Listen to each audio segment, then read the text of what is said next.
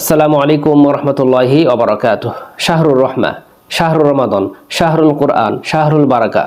আমরা যে মাসটি অতিক্রম করতেছি সেটা হচ্ছে পবিত্র মাহে রমাদান। এই মাহে রমাদানকে কেন্দ্র করে আমাদের বিভিন্ন আমল, বিভিন্ন ধরনের কার্যক্রম, বিভিন্ন ধরনের প্রোগ্রাম আমরা আয়োজন করে থাকি।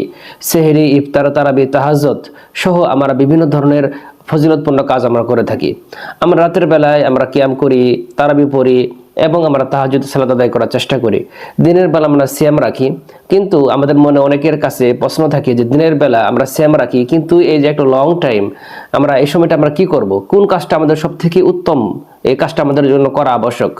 সেটা হচ্ছে এই শাহরুর রমাদান, এই শাহরুল কোরআন, এই কোরআনের মাসে সব থেকে বেশি দিনের বেলা যে কাজটি বেশিতে বেশি করা প্রয়োজন সেটা হচ্ছে পবিত্র কালামুল্লাহ, পবিত্র কোরআনুল কারীম আমাদেরকে বেশি বেশি তেলাওয়াত করা, শ্রবণ করা, তেলাওয়াত করা, শিখানো।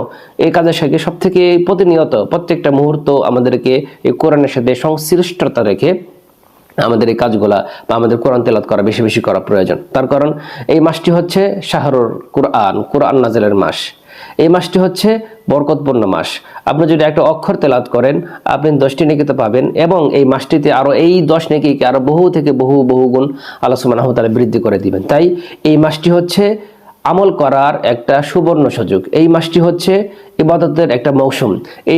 এই মাসটাকে কাজে লাগানোর জন্য আমরা রাত্রি যেভাবে যাপন করি, আমরা রাত্রি যেভাবে আমরা কিয়ামুল লাইল করি, সালাতুত তাহাজ্জুদ পড়ি, আরো আনুষঙ্গিক আমরা অনেক কাজ করে থাকি রাত্রিবেলা, বিভিন্ন ফজিলতপূর্ণ কাজ। সেই সাথে দিনের বেলা যেন আমরা এই সময়টুকু কাজে লাগাতে পারি, বিভিন্ন ধরনের মোবাইলে বিভিন্ন ধরনের অলসতা এবং লং টাইম আমরা ঘুমের ভিতরে যেন এই দিনের এই লং টাইমটা যেন আমরা কোনো ধরনের বেকার এই সময়টা আমরা লস না করি। এই জন্য সকলকে খেয়াল করা উচিত।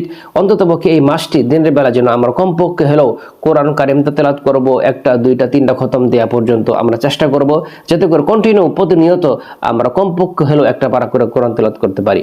যারা কোরআন তেলাওয়াত করতে পারি না তাদের উচিত বেশি বেশি করে কোরআন শ্রবণ করা, এবং যারা পড়াতে পারে, যারা শিখায় তাদের দ্বারস্থ হওয়া, তাদের কাছ থেকে কোরআন শিখা।